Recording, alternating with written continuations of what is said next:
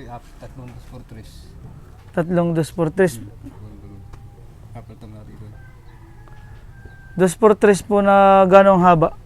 Diyos lang po yan. Gis.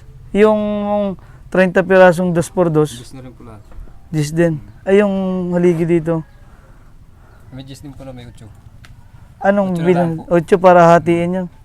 Ah, Hindi, diretso na po yan. diretso na, 8 taas.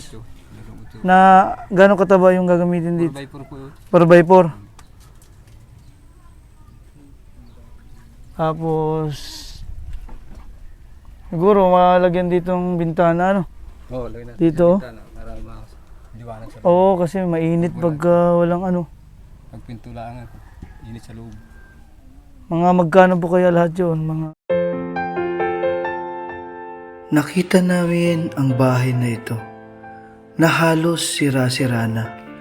Walang pinto at kumot na lang ang ginawa nilang dingding.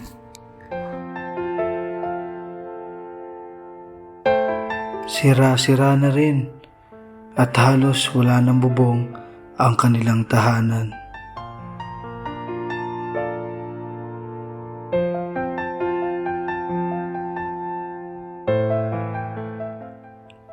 Ito ang pamilya ni Kuya Jun. May 4 na anak. Iniwan daw sila ng kanyang asawa. Umalis po. Sumama po sa iba. Ano po tatay? Sumama po sa iba. Sumama na sa iba.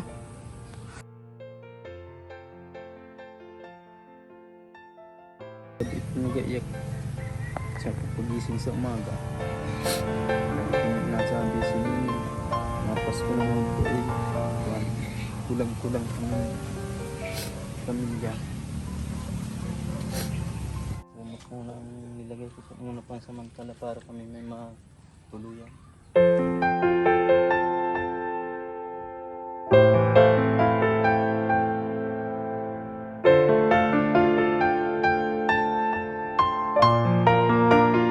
Magandang hapon po mga kabayan. Dito tayo kay Kuya Jun na bahay para po makausap yung karpintero. Maayos nung kanilang bahay kahit pa paano. Maging safe sila dito kasi pag itong kalagayan baka konting hangin lang ay Sir, hindi na po yun. masira agad. Ito po yung karpintero si Kuya. Pangalan niyo po Kuya? Yari boy. Si Sir Gary. Sir Gary, paano itong ano na, para maganda yung lapat ng ano po, ng plywood. Tapos dito po sana ay parang matatanggal po itong ganitong flooring, magiging ano, parang may upuan po ditong pail na kawayan. Tapos dito na po yung pintuan nila. Tapos yung paikot ay close na po. Dito lang yung pintuan. Tapos may mawawala po ito. Plywood na yan. Oo. Ano kayang mga ilang 2x2 po kayang kailangan nito? 2x2. Saka 2x3. Para mailapat, ano? Kapalitan natin yung Mhm. saka haligi ko. Pwede palitan. Papa-estimate ko po sa inyo magkano kaya yung ilang 2x2, ilang 2x3, tapos ano gagamiting Kuha na rin po. haligi? Nyug na rin po. Nyug. Anyog na rin. 2 piraso lang naman yan. Buo po naman. O, itong dalawa na to. Para tumaas-taas po, ano? So, ilang piraso pong 2x2? Kuya Gary. Pakitingnan nyo nga ho. Kaya paikot. Apalitan po natin ito. Yung 2x2. Alin ho? Ito. Hindi na. Sa inyo po, kung ano po ba? Palitan lang ba itong Haligi lang. haligi o kasama ba ito? Kasi yun ang mahalaga, yung mailapat na maayos yung plywood. Kasi pag bilog pala, hindi mailapat ng maganda. Hindi ba? Maganda dapat pag bilog ang napamakuan. Oo. Tingnan nyo kaya ho dito, mga ilang, para makita nyo po ilan ang kailangang ano. Napuno po natin plywood. Ilan ang kailangang 2x2. Ganun. Bilog tayo ng mga 30 piraso. Maikot. Tsaka po yung bangko dito sa Oo. bagong tatlo. Ito yung tatlong 2x3. Tatlong 2x3. Apat na dito. 2x3 po na ganong haba. Diyos lang po yan. Gis. Yung 30 pirasong 2x2, Diyos na rin po lahat. gis din. Ay, yung haligi dito. May Diyos din po na may 8. Anong 8 na bilang? lang po. 8 para hatiin yun. Ah, Hindi, diretso na po yan. diretso na, 8 taas. Na gano'ng kataba yung gagamitin dito? 4x4 po yun. 4x4. Tapos, siguro malagyan dito ng bintana, ano? Oo, lagyan natin. Dito? Sa bintana para liwanag sa loob. Oo, kasi mainit pagka walang ano. Pagpinto lang, init sa loob. Mga magkano po kaya lahat yun? Mga, tingin nyo lang ho, sa inyong, Wala po mga sa 4,000 yun. Lahat. mga ilan ba? Wala po nga abuting 4. Mga 4,000. Kasama yung, babalo pati tayong pako. Oo, mga pako ba? 2 at 3. Tapos yung mapalitan ito ng makapal na yero itong taas. Ano? Partinan mo yan, ang hero. Oh, pero ayusin po muna natin yung ano no, Lahat, oh. yung paligid Apuklatin mo natin lahat. bago natin anuhin to ano, ito munang Ito mo lang ba? kayang baba. Maging maayos to, maging safe sila dito.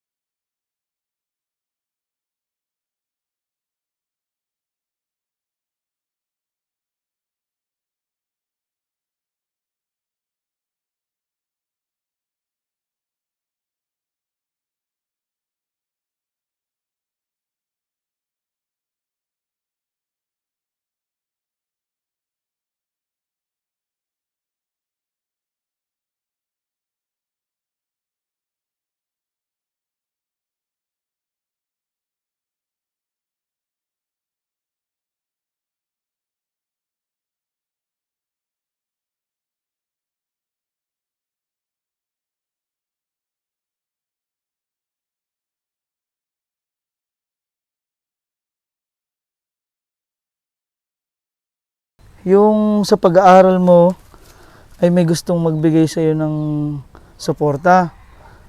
Kaya gusto ko itanong sa iyo kung gusto mo nang sinabi niya tanungin kita na bigyan ka ng vocational course o tapusin mo yung hanggang grade 12 mo. Para sa Ano akin ba yung po, gagawin? tapusin ko po yung grade 12.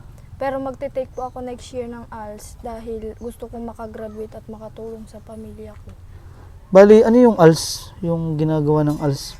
Ano po, yung nakakaligta po ng ilang taon tas makakagraduate ka na. 3 years po ata or 4 years yung ligta nun para makagraduate ka. Ibig sabihin, pag tumigil ka ng na dapat ay 12 ka na, di ba dapat ano ka na, graduating ka na. Opo, Ay naiwanan ka, tumigil ka. opo. So pag nag-take ka ng ALS, ngayong grade 9 ka, Makakapasa po ng grade 12. pag makapasa ka dun sa exam na yon ng ALS, Grade 12 na po. grade 12 ka na agad. Hindi mo na kailangan grade 10 at grade 11. So yung gusto mong gawin, yung makatapos ka sa hanggang grade 12. At makatulong po sa pamilya. Tapos habang nagatrabaho po ako, magapasok pa rin po ako. Hindi ko po sure kung call center ang akunin ko para makakuan sa pamilya, makatulong. Tapos pag ano po, mag-aaral po ulit ako. Parang working student po ulit ako. Pag natapos mo yung grade 12. Opo, working student po ulit ako. Para makagraduate lang hanggang college. O kasi 4 years pa no, para makatapos. Pagtapos ng grade 12, may 4 years pa sa college. Opo. Gusto So, ko po matapos yun para Habang ikaw ay napasok sa college, magtatrabaho ka. nagtatrabaho po. Para matustusan ko po yung pangangailangan ng pamilya ko, pang sarili ko po. Sa ngayon, kailangan may take mo sa next year, yung ALS. po, opo. Kailan daw ang exam nun? Anong buwan? June po ata or July ang simula ng Nung examination ng ALS. examination ng ALS. So, yun ang gusto mo, bali, makatapos ka man hanggang grade 12. Opo. Kasi kung pinapili natin siya, kung kukuha na siya ng vocational course or diretso siya sa grade 12, yun po yung naiisip niyang paraan para makatulong sa kanyang magulang. Para na rin sa future ng baby niya kasi ilang buwan pa lang si baby? 6 months. 6 months. O sige Ning, at makakatulong kami kahit pa paano sa'yo sa hanggang makatapos ka Thank grade you so 12. much po. Magkano po ang arawan nyo, Kuya Gary? 500 po. Ilang araw magagawa yun? Ito ho. Ewan ko po isang Bang- katulong. May libur pa isa. O sila- Hindi nyo kayang isa. Ay, Hindi, kaya. sina Sila- Kuya. Sina Kuya ang tutulong sa iyo. Ewan ko po tayong kawayan. Yung pansahig natin sa bangko. Oo, kawayan. Yung ganitong nandini. Hindi pa po yan, tiwanak po yan. Ha? Malutong na po yan. Hindi na pwede yung ganyan mga luma. Ereo? Di ba po pansahig yan, kaniko. Yan. Di ba po tinikan yan? Kailangan talaga Kailangan po ano. tinikan. Magkano ang kawayan ngayon? 250 po isang piraso. 250, gano'ng kahaba na yung... Oo, yun. Ilang piraso ang magagamit natin dito sa kanilang parang receiving area Hindi po tayo yung mga pag- lima. Para dito sa sa sahig at saka sa taas. 5 piraso. sahig ng Yung pong bangko dito sa labas. yung bangkuan niya, yung Sandalan. pail, may sandalan pang bali 5 kawayan. Piraso po, 5 po. Tutulungan naman kayo ni Kuya Juno, kayo na yung Yung anak po yan, asan? sila. Jun! Siguro abutin pa tayo ng mga 10 Oo. kasama Kasama sa big labor. Wala pa yung gagawing dito, yung yero. Kasi itong yerong ganito, parang delikado to. Pakita mo. Ito yung nabapunit mo pag malakas ang hangin. Pag natatapakan pati yun, Oo, may yuk-yuk ka dito. Tsaka maganda-ganda kung ito mataasan ng konti, Alam na ito ni Kuya Gary. Para maging maayos yung bahay nila.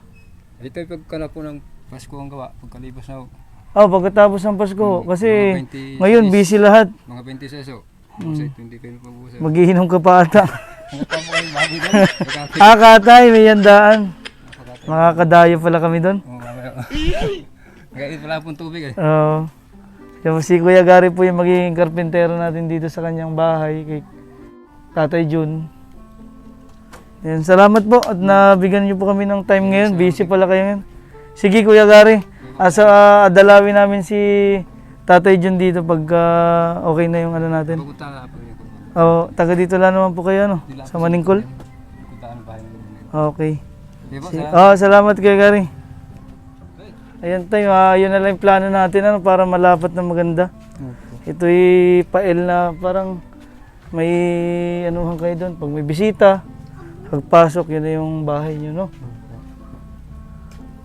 Para maging maayos doon, maging kahit umulan man ng natulo ba naman ito pagka hindi naman din ito natulo yan. Pag may hangin lang, ang piyas, yung dating gamit yung dingding ay lang. Ano yan? Kortina? Kumot pala? Yun po, pag yung naampias po at malakas pang ulan po at saka hangin 30 piraso pala. na po siya. Ikot tayo dito. Kay kuya mo. Tulog pala si baby.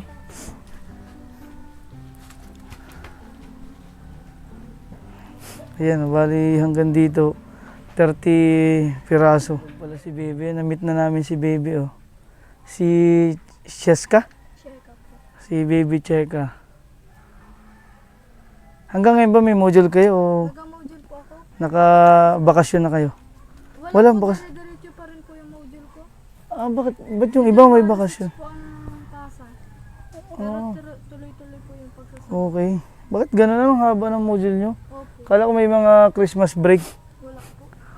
Diretso po yung module. Nakita na natin si baby Cheka. Yan po ang apo ni Tatay Jun. Sige yun Kuya, Tatay Jun, nalaman na natin anong gagawin dito sa bahay ninyo. Para pagkatapos itong baba, maayos na. Kasi delikado din itong gamit nila. Ano po itong bubong na ito? Kubon. Kugon. Maanuhan lang ito ng konting liyab, mga delikado yan. Matupok lahat. Pag natapos itong baba, yan naman yung unahin natin, palitan natin ng makapal na yero. Opo. Itong inyong bahay. Marunong din magkarpintero, si Tatay dyan na lang, kayo na lang po ang Kami na lang po ang magagawa. naging helper ni Tinawag ko Kuya Gary. karpintero. Kumain na baga po kayo ng magahan? Kumain na po. Ngayon po ay disperas na ng Pasko. Anong handa niyo po mamaya? Sila pong intindi ng pagluto dahil hindi po ako makapagkuhan at mahinit ang aking katawan. Oo. Masama pa yung pakiramdam mo? Ilang araw na yan? Mula po nung nagpunta po kayo dito nun, nalilagnat na po ako, nagasama na ng pakiramdam ko. Sakit na po yung ulo ko nun. Tapos, Ano bang trabaho yung ginawa mo nung bago ka nagkasakit? Sa talok? sa tubigan. Nagtatalo kayo? Ayos naman na po yung pakiramdam ko. Hindi na po katulad nung dati na hindi ako halos makabangon. Pag ako'y nabangon po ay kwan. Ako'y nagadilim ng paningin. Nahihilo ako.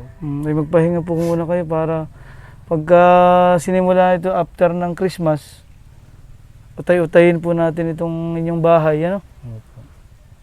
At sana'y makayari tayo ng maganda-ganda. Kasi yung ganito, tinagpian lang po nila, para hindi masyadong malamig. Hindi nila malapat na maayos dahil mga bilog po yung kahoy. Kaya bibili tayo ng 2x2, 30 piraso. Tapos 2x3 daw. Ilang piraso yung 2x3? Tapos yung 4x4 naman dito sa haligi. Tapos kawayan daw na bago, bali 5. Siguro gagastos sa kasama yung labor ay 10,000 daw po.